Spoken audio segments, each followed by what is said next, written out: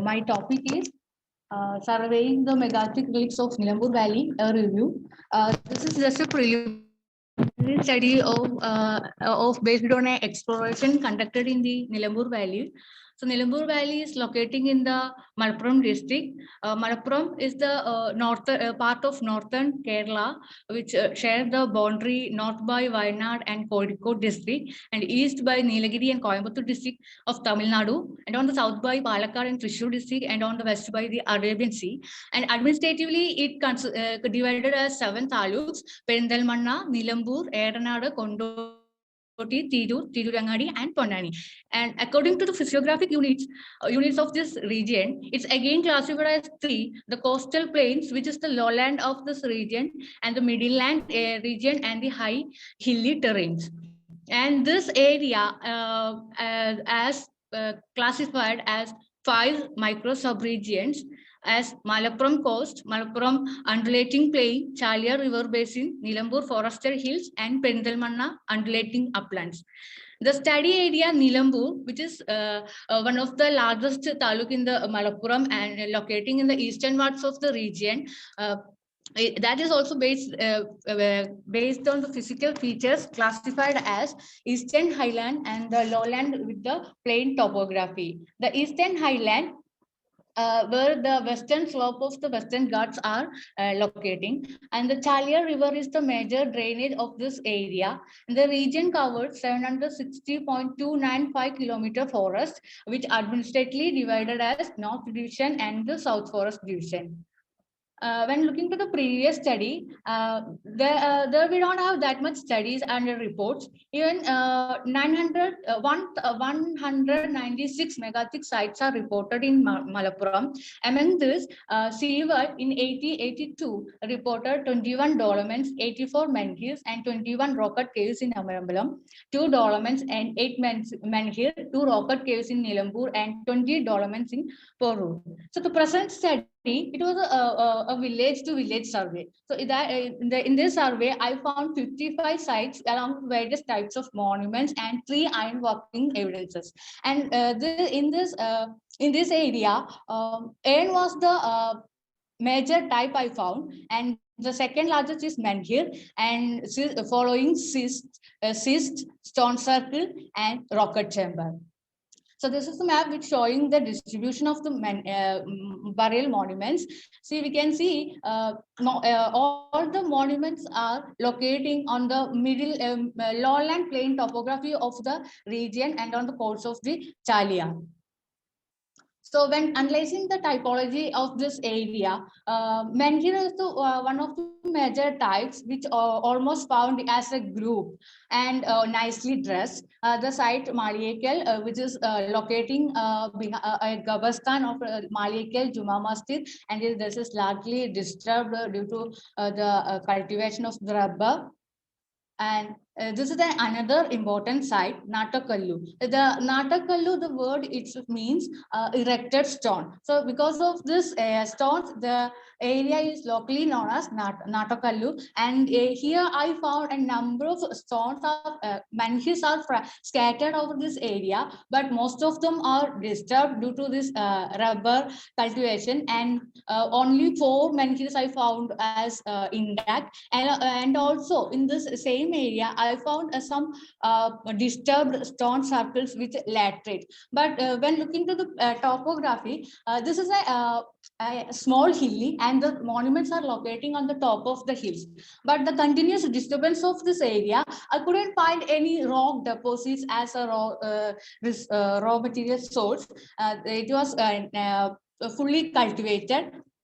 And these monuments are I found as a single.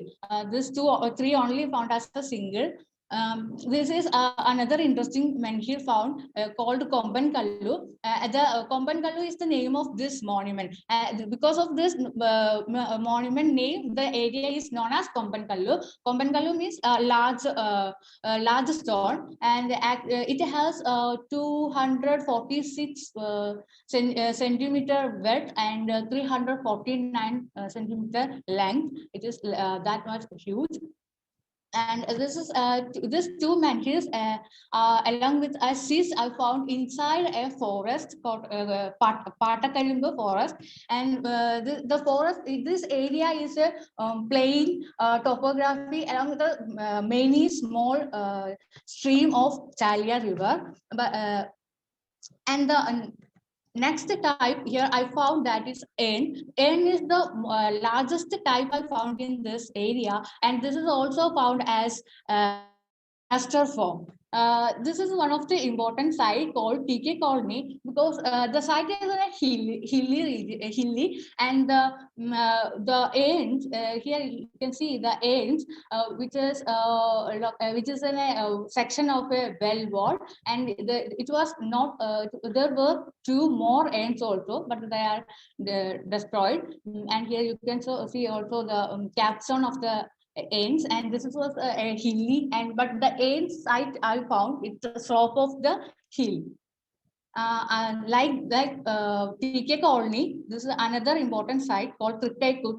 This is also a hill, a small hill, and the sites, the burials found on the top of the hills. There were found so many urns along with the stone circle, laterite stone circle, and also found some remains of cyst. And this fragment artifacts I found from the Trikkaikut end. And this is another site, Naduvakada. This is located in the Mambada, and this is not. This is locating a plain topography, not in a hill. In this survey, State Museum, this is an important site because in this site, I found a number of monuments, various types of monuments extended in a vast area. As intact and also disturbed. These capstones are kept in a bioresource garden. They are found while constructing the bioresource garden. This all are disturbed, but this one is an intact one.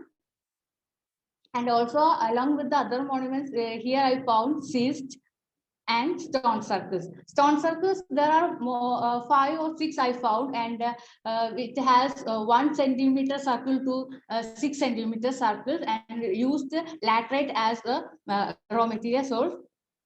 And among this, cyst is the second largest type I found,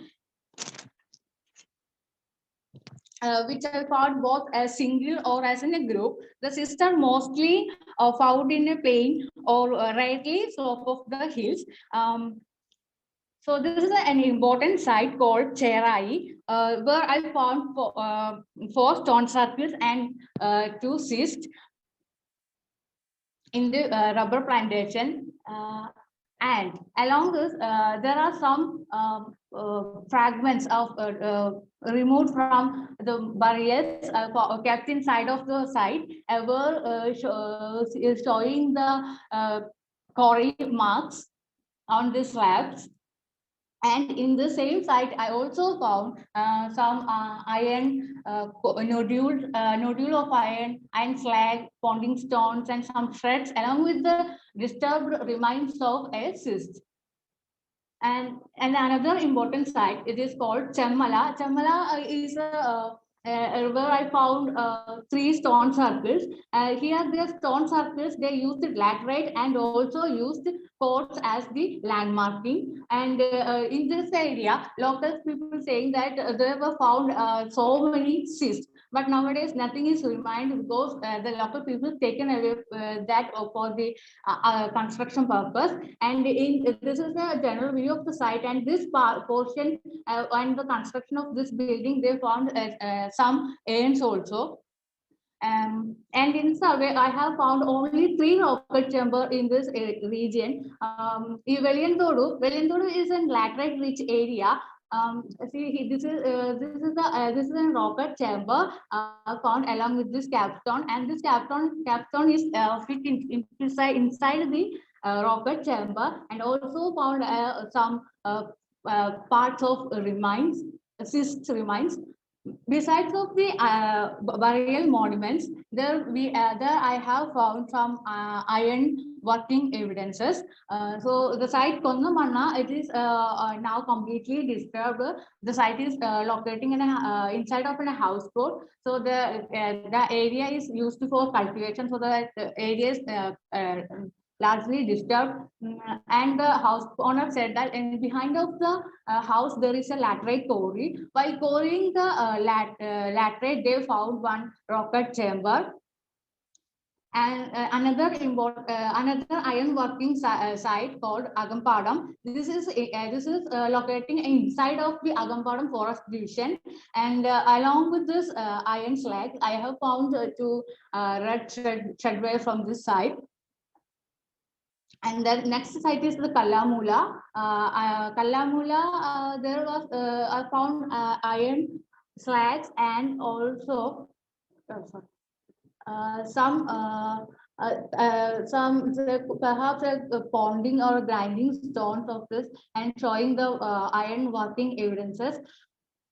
So to be concluded, by analyzing the burial monuments and associated artifacts in Nilambur, an intra-regional character or geographical influences can be seen. It evidences not only in the case of raw material used, but also their dimensions, distribution, and the landscape that used to build. Various types of burial monuments can be seen on the site, and most of which are menhir and urns. Most of the sites are located in slightly elevated hills of the lowland of Nilambur and the basin of river Chaliar. Although no iron implements with burial were found in the exploration, the iron working evidences suggest that there was local production of this metal. Thank you.